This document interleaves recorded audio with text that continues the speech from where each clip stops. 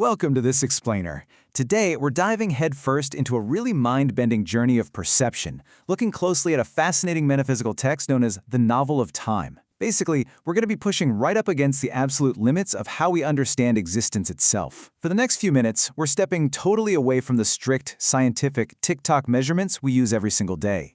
Instead, we're going to look at the universe through a completely different, infinitely wider lens. The text we're exploring today isn't a history book or a science manual. It's a deeply philosophical trip that asks us to literally reconsider reality from the ground up. So let's start right at the top with the narrator of our text. And get this, it isn't a person or a historian or even a philosopher. The narrator is time itself. It starts by saying, "I am time, and I am more than the time you know." We are constantly measuring time, right? We check our phones, we set our morning alarms, we cross days off the calendar. But right out of the gate, this text hits us with a huge paradox. We are obsessively measuring time, but we are completely failing to actually perceive its vastness. It's like we're obsessing over a few drops of water while totally ignoring the entire ocean around us. Time is telling us that it's always passing, always compacting, but because we're so fixated on the numbers on our clocks, we don't really see it or hear it. And that realization brings us to a really monumental question. How can we possibly comprehend an entity that claims to have been here before the universe even began? Seriously, just let that sink in for a second. We're trying to wrap our heads around something that completely transcends the boundaries of our physical reality, something that supposedly dictates the destiny of literally everything, yet remains totally unmeasurable in its true form. Okay, let's get right into Section 1, the true nature of time and unlearning what we know. See, our standard human perception of time is, quite frankly, pretty flawed and severely limited. We tend to view it as this strict, measurable, forward-moving sequence. A straight line. You've got the past that's already gone, a present that's slipping away right now, and a future that's coming at us. And hey, it makes total sense that we'd think this way, because that's exactly how our biological lives operate. We're born, we grow older, and eventually we pass on. So naturally, we project our own limitations onto time itself. We just assume it only ever marches in one direction, forward. But then, time explicitly shatters that whole concept. It straight up tells us, I am not linear. It reveals its true nature as omnipresent and omnidirectional. It permeates absolutely everything, from top to bottom, from front to back. Time actually experiences everything as the same I, the exact same self, all at once. When we only look forward, we are completely missing the fact that time is actually surrounding us from every conceivable angle. Which brings us to Section 2, Time and the Divine, or as the text puts it, two and one alone. Because if time was here before everything else, where exactly does the Creator fit into the picture? Well, the relationship described here is a beautiful, eternal contradiction. Time exists in everything, actually existing even before the Creator. But, and this is a really absolutely crucial point, without the Creator, time does not exist. And on the flip side, without time, the Creator cannot pass or act. So they're completely separate, but utterly united at the same time. The text refers to them as two and one alone. They observe each other, they merge, they separate. It's like they're caught up in this same eternal song. And this incredibly intertwined, complex relationship actually leads time to pose its own really profound doubt. When was I born? That's a staggering moment. Think about it. Even time itself, this all-knowing, omnipresent force, actually wrestles with its own origins. It existed before it even became conscious of itself. It basically wonders, if I am in everything, can I be conscious in everything?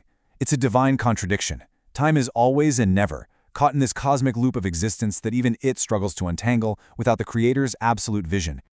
Moving right along to Section 3, the linear illusion, where the human perspective clashes with the cosmic one.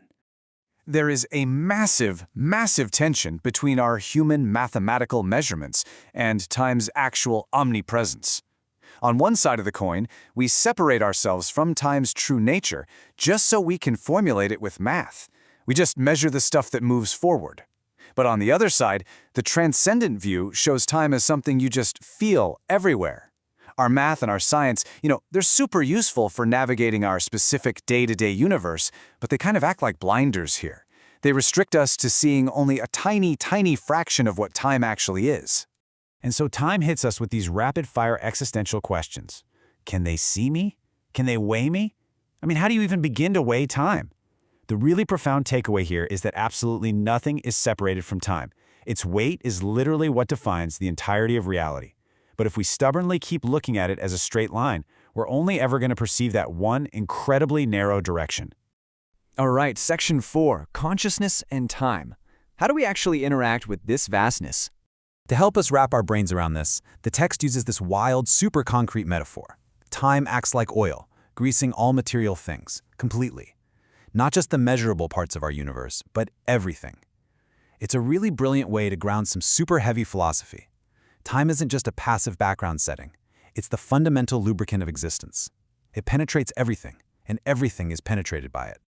So, you're probably wondering, does anyone actually understand this? Well, the text talks about the enlightened. These are the select few who actually manage to transcend that linear illusion. And here's the kicker. They don't know time through scientific instruments or physical sight. They know it by feeling it. They feel time in all directions, backwards, sideways, everywhere, all at once. And most importantly, they manage to do this without any attachment to our specific measurable universe. They essentially stepped completely outside the timeline. So how exactly do they maintain that kind of crazy high-level awareness? The text actually outlines a few specific mystical methods. First, it requires sublimating oneself, basically elevating your consciousness way above the mundane, everyday stuff. It requires thinking incredibly deeply, and it requires metaphorically seeing and hearing time in its true, omnidirectional state. It's not a one-and-done thing, it's an active, continuous mental push past the linear boundaries our brains naturally want to box us into. Which brings us to our final part, Section 5, Transcending Measure and the Journey to Unity. Time actually observes our human condition and asks, can they invoke us? They can. Can they improve us? They can. But then it hits us with a really melancholic realization, but they do not want to. I see it. I feel it. Ouch. We have this inherent capacity to invoke a higher understanding, to improve ourselves and be better, but a lot of the time we just don't. We're trapped by our own lack of will, way too comfortable sitting inside our cozy linear illusions. But hey, for those who do choose to transcend, the text offers an incredibly beautiful resolution. Achieving this transcendence isn't about some exhausting physical action. The one who is better simply becomes undeniably part of the Creator and of time. It doesn't require you to do anything. You just have to feel that unity.